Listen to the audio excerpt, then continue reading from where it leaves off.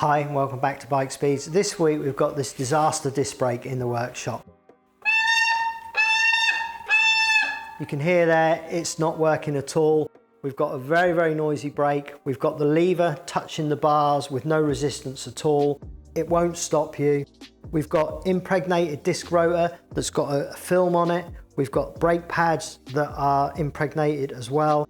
And we've also got a pivot pin that runs through the center there that I can see is already chewed up from a previous attempt to undo it. And also the safety clip on the back there is missing as well. So not only is this a disaster brake, it's the most unsafe front brake I've seen in many years. So let's get this one solved. So the first thing for me to do is to take off the front wheel so as I can access everything that we're going to be working on. You can see here it's quite wet on this disc rotor itself. You can see the residue of the brake fluid that's on there. You can see I can wipe that off and it leaves a smear. Same on this bottom edge. You can actually see also here the scoring that's on this disc rotor. So I'm going to try and clean that up as well. That should hopefully stop some of the squealing that we've got going on as well with this brake lever. And then I'm also going to remove the pivot pin that we know is chewed up a little bit here. So we'll get a nice solid screwdriver like this one to make sure that we can really undo that. Get a good purchase on it, and then 9 times out of 10 with this screwdriver I can undo these even when they're a little bit chewed up, and this one's no different. So this pivot pin is going to need to be discarded. We'll use an Allen headed version, the later version, in place of that one when we come to put it back together. You can see here with the original brake pads that were in this bike how they're wet, they're impregnated with that brake fluid and oil. That mineral oil is literally soaking these. Now sometimes you can burn this off, you can clean it off, but in this instance there was so much on here I felt that for this bike we needed new pads, so we're going to actually discard these as well and replace these with genuine Shimano pads. So you can see how wet my finger was there. I'm going to try and resurrect the disc, so I'm going to wipe that off with some brake cleaner initially. I'm also going to use a little bit of wire wool on the centers of these. They were a little bit impregnated, they were a little bit dirty, and this was a good way of cleaning up that center of the disc rotor as well to make sure that everything was dry.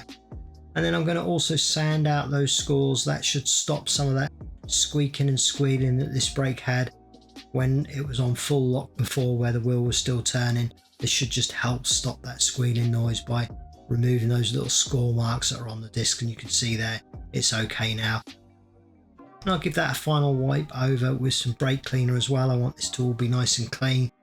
Now, no harm in checking everything with a torque wrench, and this is the reason why. You can see here that the disc rotor is actually loose on the axle, so we torqued that up. And then I'm going to use the original pads here just to open up the pistons so that everything is back set in its original position, so that once we've bled everything and put everything back together, we know that everything's central. So we're going to bleed the brake through. First of all, we're going to put the cup on the top of the lever. We've got fresh fluid in there, and we'll allow that to run through the system and make sure that we've got brand new fresh fluid in this system. You can see how grey that is there. It's quite dirty, that solution that was in the caliper originally. So that starts to come through. We're putting brand new fluid in. We leave that to run for a little bit of time, and then once I've done that, I can just lock this bleed port off and then open and burp the system. So I'm pulling the lever when it's open, shutting it off, releasing the lever to force a little bit of fluid through without actually allowing it to come back into the system by locking and unlocking it.